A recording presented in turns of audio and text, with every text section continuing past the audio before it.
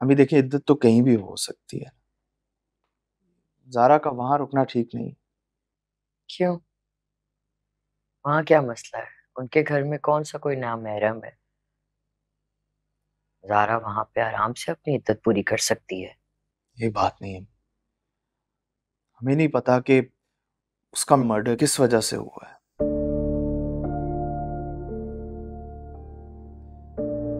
और वैसे भी ज़ारा का वहां रुकना मुनासिब इसलिए नहीं है कि पता नहीं किससे दुश्मनी है उसकी, कौन कब कहां आ जाए उनके घर पे, कौन संभालेगा।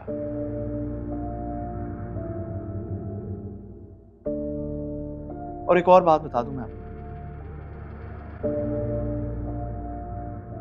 आंटी को कुछ ना कुछ पता है उसके मर्डर के बारे में। ये क्या कह रहे हो सैन? अगर आरफा को पता होता तो वो फौरन पुलिस को ना बताती। क्या पता कोई ऐसी बात हो जो वो ना बता सकती हो पुलिस को।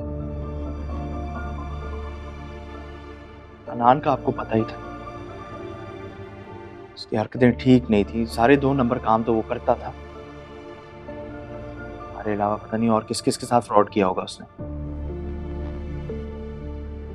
या अल्लाह, मेरी बेटी की हिफाजत करना।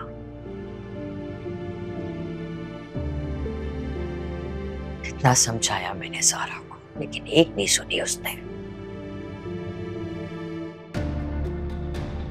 हन्नान की मोहब्बत की पट्टी जो उसकी आंखों पे बंधी हुई थी। खैर, क्या करें आप, पट्टी डालो पुरानी बातों पे। जो मर गया उसके ऐब क्या गिनवाना। और ऑफिस से आके ले चलूंगा। और वो मनाहिल वाला मामला भी जरा देखना है। हाँ, करती हूँ मैं उसे फोन। पहले ये तो पता चले कि वो है कहाँ। है वो नरगिस आंटी के घर, बस कंफर्म करना है।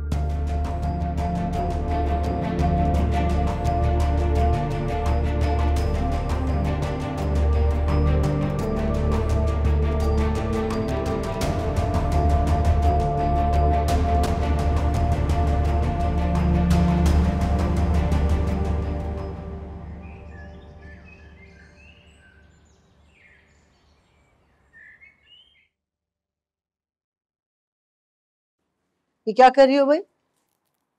अंधी है, नजर नहीं आ रहा। तुम सीधी तरह जवाब नहीं दे सकती।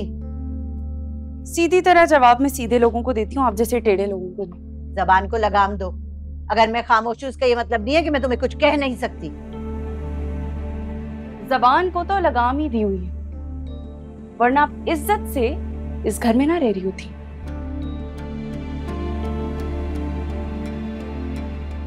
गली गली रुसवा हो चुकी होती। अच्छा अच्छा, अपनी ये बकवास बंद करो और निकलो यहाँ से। मुझे भी कोई शौक नहीं है आप जैसे करप्ट लोगों के साथ रहने का। दहशत होती है मुझे इस घर से, जहां दिन रात सिर्फ झूठ, फरेब और साजिशें पती रही। आपको तो तब भी अकल नहीं आई जब आपकी बेटी उजड़ के आके इस घर में बैठ गई थी। आप तो फिर भी लोगों की बेटियों की जिंदगी बर्बाद करने पे तुली रही। खबरदार, जो एक लफ्ज मेरी बेटी के खिलाफ तुमने निकाला, जबान खींच लूंगी मैं मुंह से। लगी ना आग? जो सच था मैंने कह दिया। बस बस, चलो निकलो यहाँ से, निकलो यहाँ से। और ये सामान क्या समेट रही हो? सब कुछ तो पहले ले जा चुकी हो इस घर से।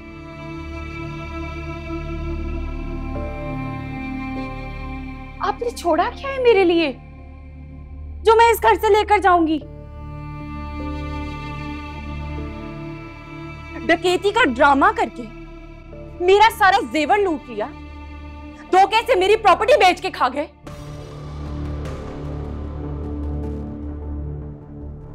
अब क्या बचा है इस घर में जो मैं लेकर जाऊंगी? चंद कपड़े अपने जो मैं लेकर जा रही हूं यहां से। शौहर मर गया, लेकिन मजाल है जो जरा अफसोस हो। आजादी जो मिल गई, रस्सी जल गई, बल नहीं गए। निकलो यहां से तुम।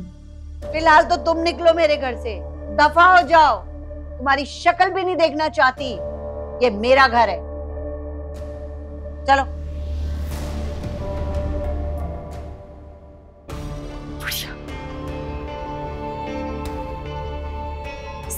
बैग वो क्या है, इस घर की तरह ये भी खंडर है।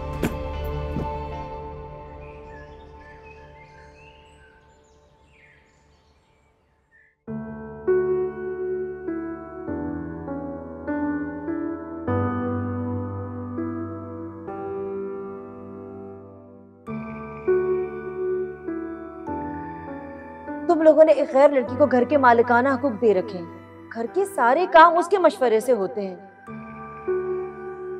मुलाजमिन पर वो हुक्म चला रही है।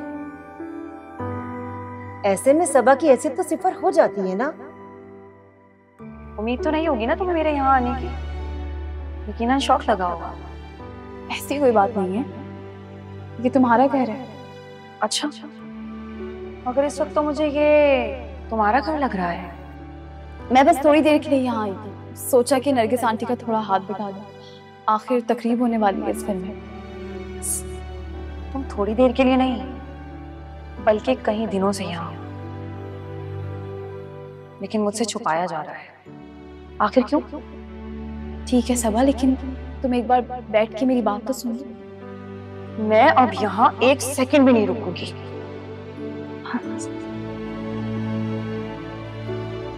वलीद को बता देना, उसके पैरों में जो जंजीरें बनी है ना, बहुत जल्द मैं उसे इससे आजाद कर दूंगी।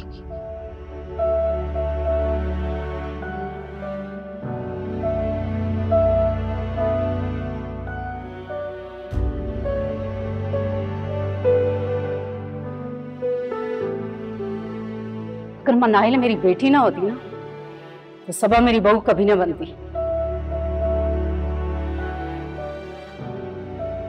जुबान से तो तुमने हमेशा यही कहा, लेकिन तुम्हारे घर में उसका अमल दखल और वलीद का उसकी तरफ झुकाव तो कुछ और ही साबित कर रहा है ना।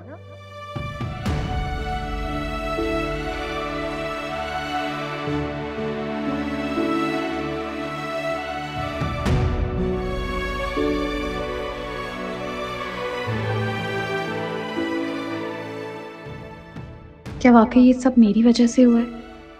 हाँ, मेरी ही वजह से हुआ है।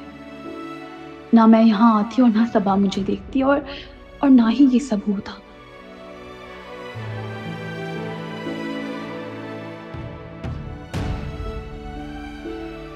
मुझे अब यहाँ एक मिनट नहीं रुकना चाहिए, वरना सालेहा आंटी और सबा के लगाए हुए सारे इल्जाम सच साबित हो जाएंगे।